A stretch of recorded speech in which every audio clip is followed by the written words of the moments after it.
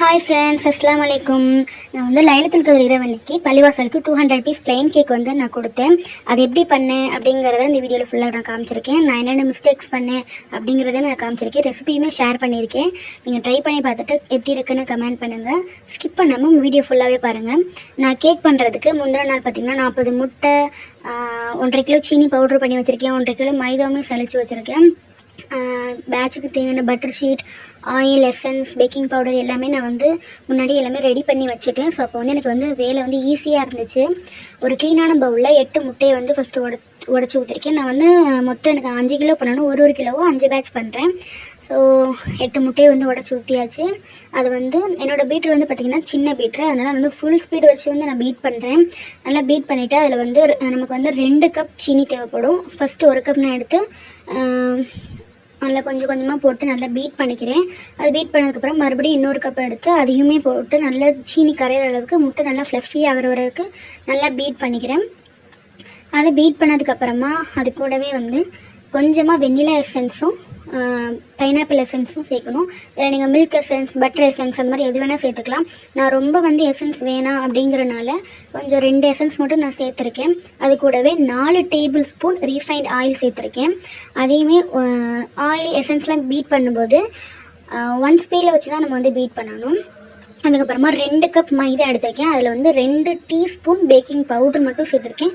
Baking soda தேவையில்லை, 2 teaspoon baking powder மட்டும் போதும்.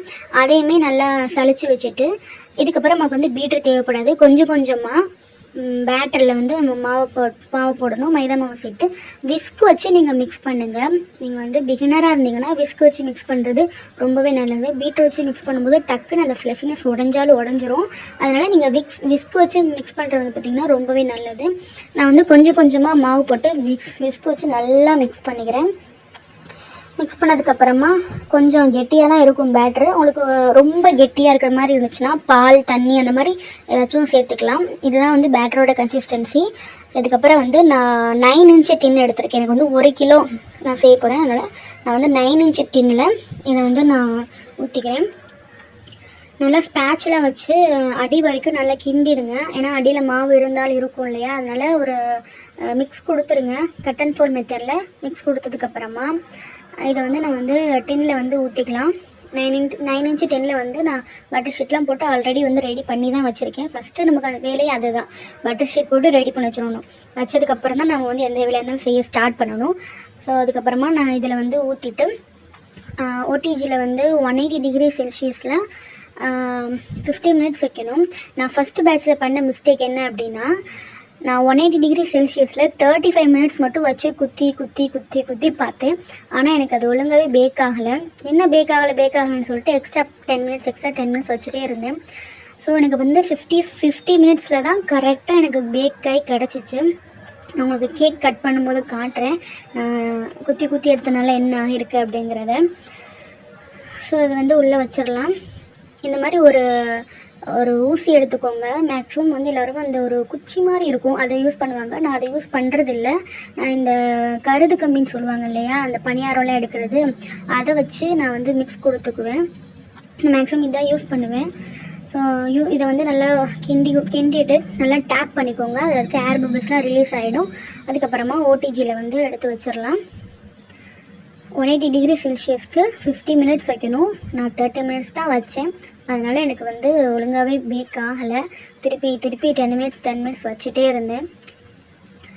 நான் உங்களுக்கு கேக் காட்டுறேன், தெரியும் உங்களுக்கு எப்படி தெரியுதா. நான் குத்தி பார்த்தனால எனக்கு ஓட்டையாக இருந்துச்சு. நான் வந்து இப்போ தான் இந்த ரெசிபி நான் ட்ரை பண்ணுறேன். அதனால் எனக்கு எவ்வளோ நேரம் ஆகும் அப்படிங்கிறதுலாம் எனக்கு கரெக்டாக தெரியலை. நல்லா குத்தி ஓட்டையாக தான் ஆக்கினேன். தெரியுது உங்களுக்கு எத்தனை தடவை நான் அதை வந்து குத்தி எடுத்திருக்கேன். ஆனால் கேக் ரொம்ப சாஃப்டாக வந்துச்சு. ரெசிபி வேணால் ட்ரை பண்ணி பாருங்கள். நல்லா சாஃப்டாக ஸ்பான்ச்சியாக இருந்துச்சு. அந்த எக் ஸ்மெல்லாம் இல்லாமல் சூப்பராகவே இருந்துச்சு. ஸோ எனக்கு வந்து நான் இந்த கேக் வந்து எனக்கு 40 to 45 பீஸ் நான் வந்து போட்டு எடுத்துக்கிட்டேன். கரெக்டாக எனக்கு வந்து 1 kg இருக்குது.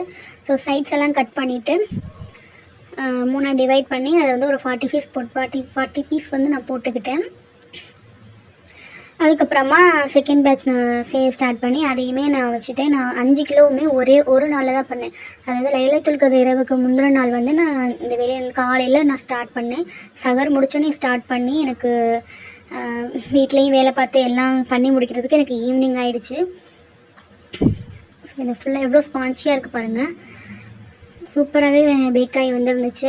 பட் நான் நடுவில் குத்துறனால என்ன ஆயிடுச்சு அப்படின்னா, நடுவில் மட்டும் கொஞ்சம் களி மாதிரி இருந்துச்சு. இது செகண்ட் பேட்ச். இது வந்து நான் கரெக்டாக பேக் பண்ணி எடுத்தேன். அதனால் எனக்கு எந்த மிஸ்டேக்கும் வரல. இது வந்து தேர்ட் பேட்ச். மொத்தம் நான் வந்து 5 பேட்ச் பண்ணியிருந்தேன். நான் முந்தின நாளே வந்து பட்டர் ஷீட் எல்லாமே நான் கட் பண்ணி வச்சுட்டேன். ஸோ அதனால் எனக்கு வந்து வேலை ரொம்ப ஈஸியாக இருந்துச்சு. ஸோ 5 பேட்சுமே பேக் பண்ணி கட் பண்ணி பாக்ஸில் போட்டு ரெடி பண்ணி வச்சுட்டேன். ஸோ அடுத்த நாள் வந்து இதை கொடுத்துட்டு வேலையை முடிக்க வேண்டியதான். நான் இப்போ தான் ஃபஸ்ட் டைம் 5 கிலோ கேக் வந்து பண்ணுறேன். இது எனக்கு வந்து புது எக்ஸ்பீரியன்ஸாக இருந்துச்சு. ட்ரை பண்ணி பார்த்து எப்படி இருக்குன்னு